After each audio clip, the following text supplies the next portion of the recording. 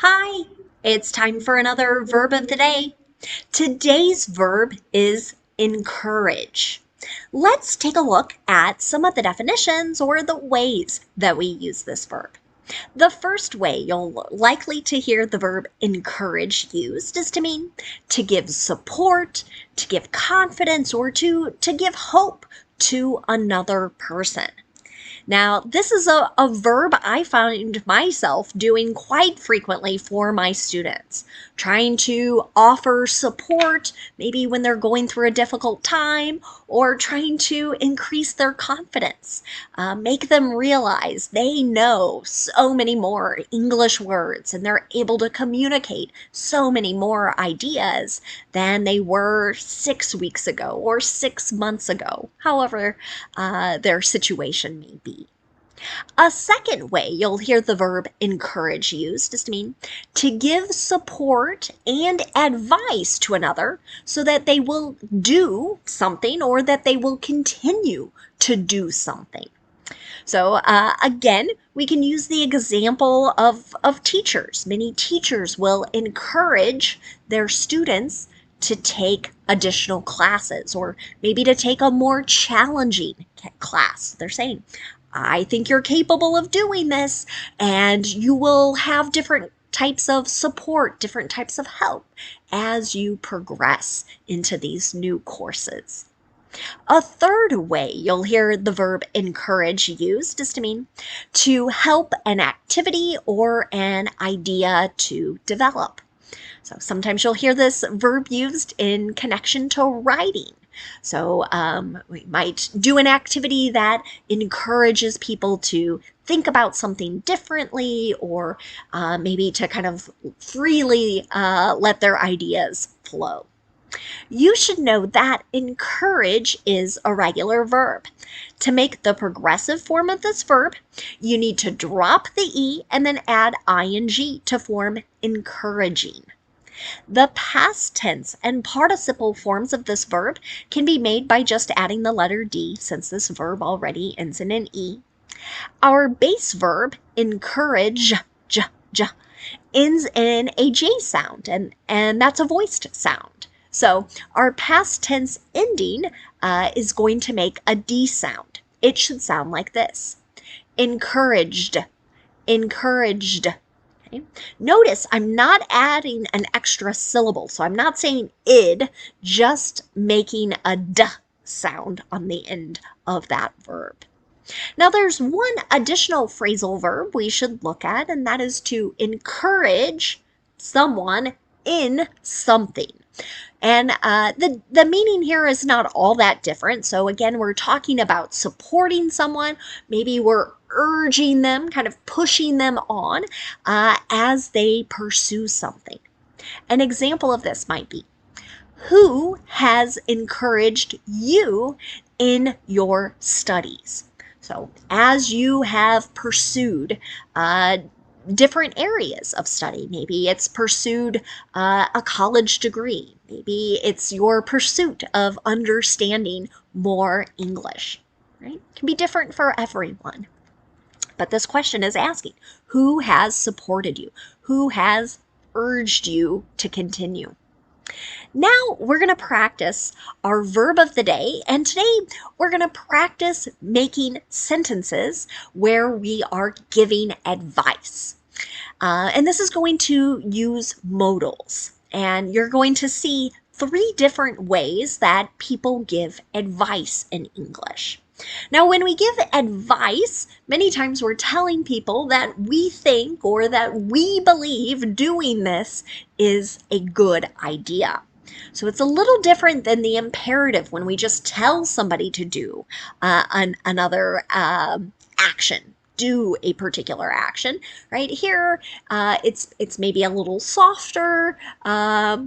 Again, we think this is a good idea. So the first way we're going to talk about giving advice, and the most common way you hear advice given in English is using the modal should. So in the affirmative, we're going to have a subject, we're going to use should, and then we're going to use the base verb.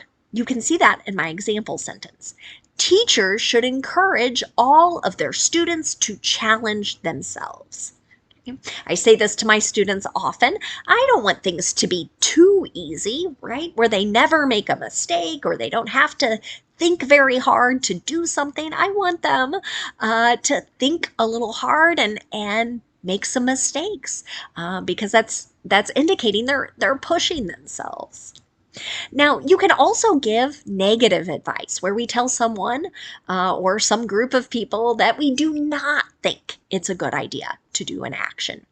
Here's another example sentence. We shouldn't encourage them to do anything dangerous. Right? So I just said sometimes it can be good to take risks, but obviously not to the point where someone is really putting themselves in a place where they might be unsafe. Okay. We can also ask questions. We can ask others to give us advice. So an example of this might be, should we encourage students to do more apprenticeships? This is a very specific type of training program where there's a lot of hands-on learning. So you're working with someone who already has this job, and there might be some classroom instruction as well. So what you'll notice here, as I'm asking for advice, particularly in a yes or no question, I'm starting with should, that's my modal, then I have my subject, and then the base verb. Okay. Let's look at the second way we make advice. This way is a little bit stronger of advice. So what you might hear people use is ought to and then the base verb. So again, our structure there is going to be kind of similar. So we have our subject. Doesn't matter what our subject is. We use ought to and the base verb. Here's an example sentence. Executives ought to encourage team leaders to allow team members to work remotely occasionally. So here was some advice, right? Where we're thinking about how are people being managed, right? So maybe we should support them. We should give them the confidence to allow people to work remotely more frequently. Now, I want to make a little note here that many times when you hear people say ought to, you don't hear two distinct words. What you instead hear is kind of a blending of those two words together. And I've got a little note on my screen so you can see here, oughta, oughta. That's how many people are going to hear that. Lastly, the strongest way you can give advice to someone is using a subject, then had better, and then the base verb. Many times when I use had better, I'm suggesting that something bad is going to happen if we don't follow this advice. There's going to be some type of consequence to it. Let's take a look at an example sentence. We had better encourage mask wearing because community spread is high presently. Okay. So here, maybe someone's planning for a large event, a large community event, and they're thinking, okay, we need to suggest to people this is a good idea for people to wear masks. Because if we don't do it, and we know our community COVID spread is rather high at this moment, many people could get sick. So that's the bad thing that could happen. Now we can make negative sentences with had better. Our structure here will be to have our subject, then had better not, and then the base verb. An example of this. You had better not encourage them to do anything illegal. Obviously, this could be bad. Someone could end up arrested for doing something that is against the law. Now, let's spend a moment looking at some words that are related to our verb encourage. And the first word we're going to discuss is the noun encouragement. This can have a few different meanings, just like our verb. The first way you'll hear encouragement used is to mean the action of giving someone support, confidence, or hope. An example of this. I received a great deal of encouragement from many as I began my new career. So people sharing. I believe in you as you start this new career, this new job. I have confidence in you. You're going to be great. All of those things would be ways that people offered their support. A second way you'll hear encouragement used is actually related to persuasion. So we're trying to convince someone to do something or maybe to continue doing something. An example of this. The program provides various forms of encouragement to students struggling in their first year of college. So many colleges and universities have special programming, sometimes special employees to provide this support to many times hopefully encourage students not to quit, not to drop out. So we want them to continue taking classes, continuing to be students at this particular school.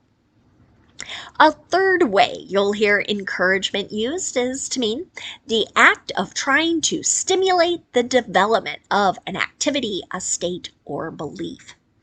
An example of this: the government will pass a law for the encouragement of investment in agriculture. So what this sentence is suggesting is there's some type of law that's going to be passed. There's probably going to be some monetary incentives to try and push people to invest more in agriculture. Now, our next word here is going to be the adjective encouraging. Many times we use this adjective to describe someone or something that is giving support or giving confidence to another.